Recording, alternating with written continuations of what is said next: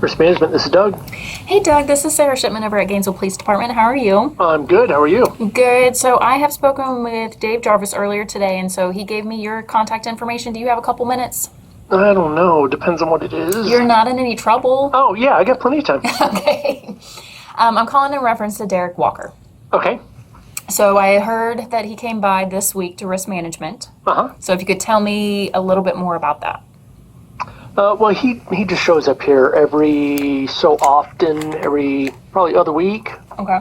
I know he filed a claim against the city. I think he felt like his rights were violated in some way, somehow.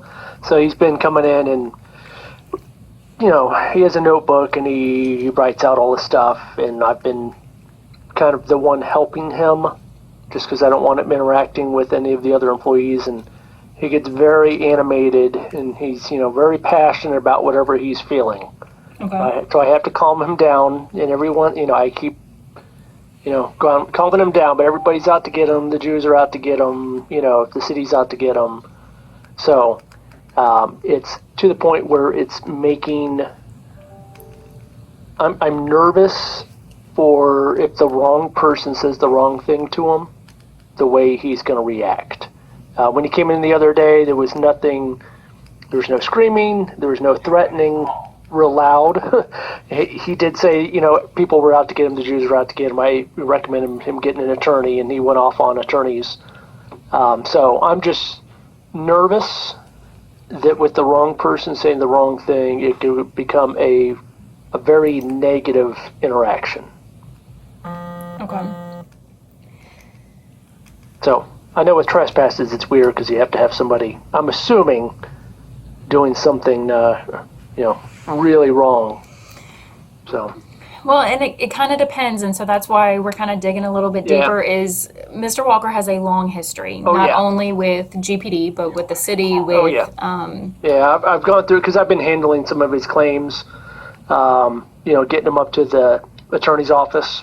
Mm-hmm. And I've looked at his liability claim file, and our poor TPA liability adjusters have all kinds of claims against him over the years. So when you say the past couple of years and that you've dealt with him, is that typical that they deal with risk management and the city attorney's office with the claims? Yeah. So the risk management is typically kind of the point of contact. Okay. So if anybody has a property damage claim, personal injury, and any of the liability lines, so wrongful arrest or anything like that, we'd reach out to risk management, and we put them in contact with our adjusters. Okay.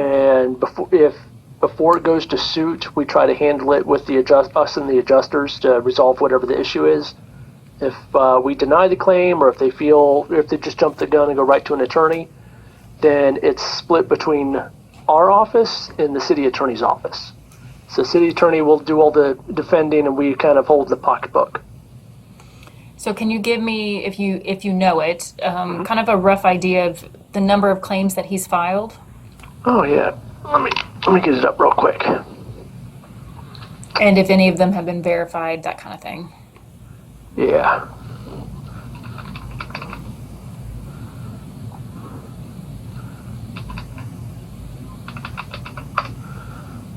Good.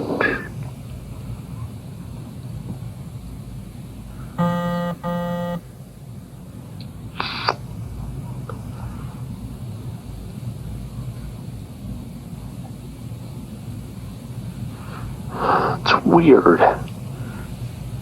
So maybe there's only this one claim, but in the claim, let me go to the notes.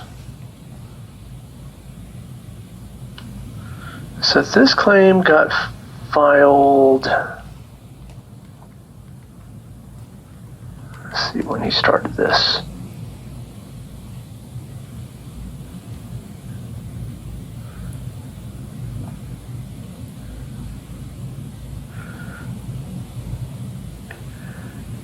Yeah, 3/7 of 2017 is when it was filed. And I think I had, maybe I confused it, because going through the adjuster notes, they had listed Maybe it was his criminal history. I thought there was more. I know that there was other interactions before I ever started dealing with them, that he had multiple things against the city. Okay. Could it be just all lumped maybe under his name and then just added into his file? It's possible, okay. Yeah. Because that's what it sounds like, is that he has lots of different claims, but it's always something new. It's always something kind of added in there. Yes. Okay. And so you have been that primary point of contact for risk management? Yes. Yeah. I intentionally, like, I don't know if he knows what Steve Arvell's face looks like, but I don't let him know who he is. He's upset with the adjusters because they haven't given him a decision. He's camped out at City Hall before, trying to get up to the city attorney's office, and of course none of them feel comfortable interacting with them, and they've given him ways of contacting by either email or physical mail, but he knows he can come in here and talk face to face with me. Okay. And is that normal for someone to be able to access you that easily versus in the phone? Occasionally. So we used to have the liability adjuster actually here in our office. Okay. He's no longer here, so the number of people walking in has slowed down, but still, yeah, if someone comes into City Hall and says, I tripped and fell on a broken sidewalk, they send them to risk management, and I do the intake with them and interact with them. Okay. Any property damage claims, if they get called, they usually handle them. Personal injury claims, stuff like that, usually come through me. And I have not been over to the building in quite a while, but do they still have access? Like, they would still have to go into the front lobby, and then they would be directed down to you after they've been kind of screened? Well, I would love it to be that way.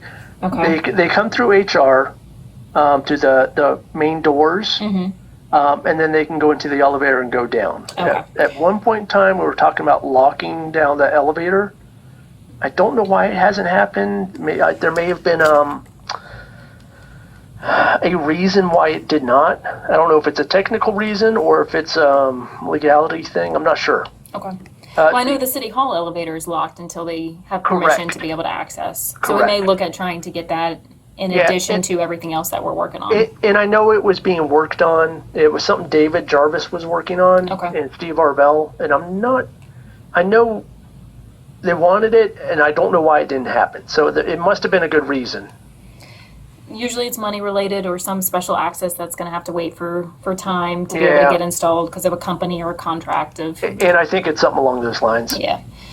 Typically there's always a reason behind it. It's just well, maybe now this is the ball that will get that rolling. So. Yeah, perhaps. Yeah, I know we got at least the back door is locked for employee health services because that used to be a main entrance that people come through. Right. And all of our EHS staff, they're just kind of sitting right there, so we got that locked down. Okay. Back towards kind of Mr. Walker, has he made ever any threats directly to you? No. I think he's pretty comfortable with me. Okay. And you say he's very animated. When we talk animation, that can be very different depending on the person, and I think some of that is how much interaction we have with general public versus kind of where we can sometimes be sheltered. And so can you describe his animation a little bit more in detail to me? So depending on the question that I ask him, like I suggested that, maybe he should consider getting an attorney to help him navigate the process. And when I said attorney, his facial expression changed. He took a step back and started to get loud. When I say loud, I mean his voice raised up. It wasn't a scream or shout, but it got up. His speech pattern picked up, got faster, and then began to explain to me very loud about how they're all Jews and they were out to get him, and you can't trust any of those Jews. So at that point, I just raised my hand and I motioned for him to bring it down, and he realized that he was getting loud and he calmed down. But he kept going, but he kind of composed himself. Does any of that involve hand motions? He's moving his hands around. Okay. Yeah. At any point, has he ever thrown anything gotten upset, kind of punched at the air, anything like that? No. Okay.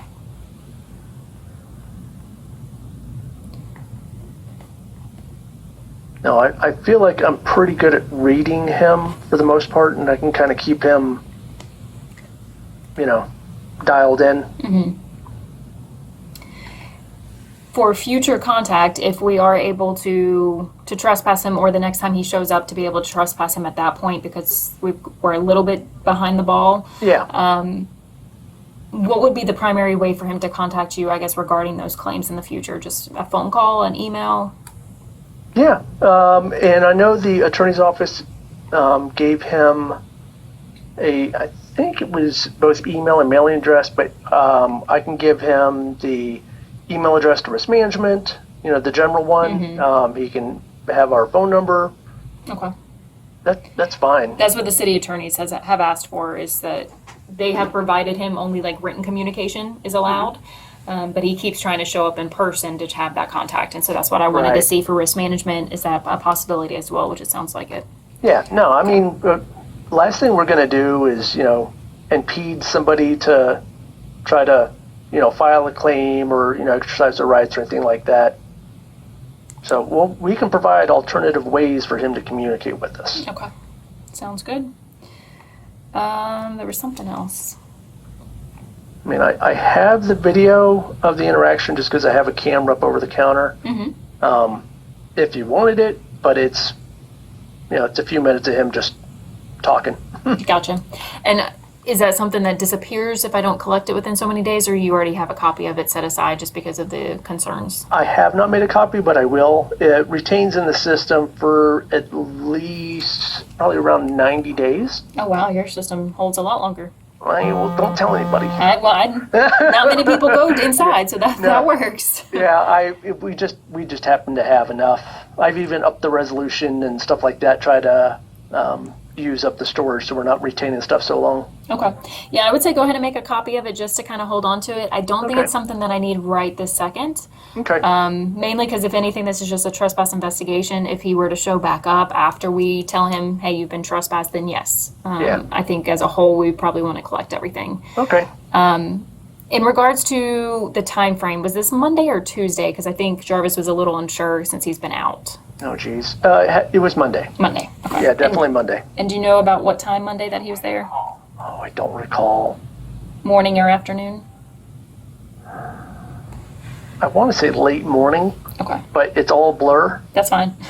That's me on most days. Yeah, if it's Yeah. not happening right now, I can't remember. Okay. Um, Anything else that you can think of that I would need to know? No, not that I can think of. Anyone else that you would recommend that I speak to? I've already talked with Catherine Mockler and Lee Libby, and I still need to talk with, where's the name? Rawls? Jamal Rawls, who should be at the reception Jamal, desk. Yeah, Jamal does really good because he's kind of the focal point for anybody coming into City Hall. Okay. And he's really good at dealing with these people and calming them down and, pointing them in the right direction. Okay. Anyone else that you think may have had contact with Walker that would be beneficial to talk to? The only other person, if you needed information, would be the liability adjuster who was dealing with this claim. He is not here local. It's just been over the phone. But, that's the only thing I can think of. And, it's just an option for you if you needed it. Okay. But he or she has no direct involvement with Walker other than on the phone? Just on the phone. Okay. Yeah, we're mainly concerned with the location and the safety of the employees. Right. Yep. So if he's not in the building, I think I wouldn't need to talk with him. But what's his name, Okay. just in case? His name is Keith Waltzer. Can you spell his last name for me? Yeah, it is Waltzer. Okay. That's like I would have thought. I just wanted to make sure. And he is employed or contracted out with the city? So, yeah, he works for a company called Davies. They're our third-party administrator for all of our, liability and workers' compensation. Okay. And Keith is primarily just the liability claims supervisor. Okay. Alrighty. Well, you have my contact information. If you have anything that you think of later that you think may be beneficial or something else comes up, please give me a call. And then I'm also in the email system. So in case you missed it the first time, I'm Sarah Shipman, and you can reach back out to me. I'll be pulling a CR and conducting some documentation on our end. Okay, cool. And if you need anything else from me, let me know. I do have, depending on when he showed up at City Hall, I could pull the video from over there as well, in case you need it. Okay. Are you the point of contact for the video? Unfortunately, yes. Okay. Well, I may not share that little tidbit and keep that to myself. No, it's fine. So I know he was up at City Hall, I think it was 2 weeks ago, but everything that we heard from the officers that spoke with security is that there were no issues with security per se. Right. He just was refusing to leave and wanted to speak with the attorney. Yeah. So. Yeah. I haven't been I haven't seen him do anything yet. Okay. But he makes your Spidey's, senses tingle. And that's kind of what I'm getting is we don't have any. He hasn't made threats to anyone. He hasn't completed anything or kind of given specifics that he's following anyone around. But everyone has that spidery sense that it could go bad. Yeah. And I think that's what we're trying to avoid from the front end. Yep. Yep. Alrighty, sounds good. All right. Thank you. Appreciate it. Thank you. All right. Bye. Bye.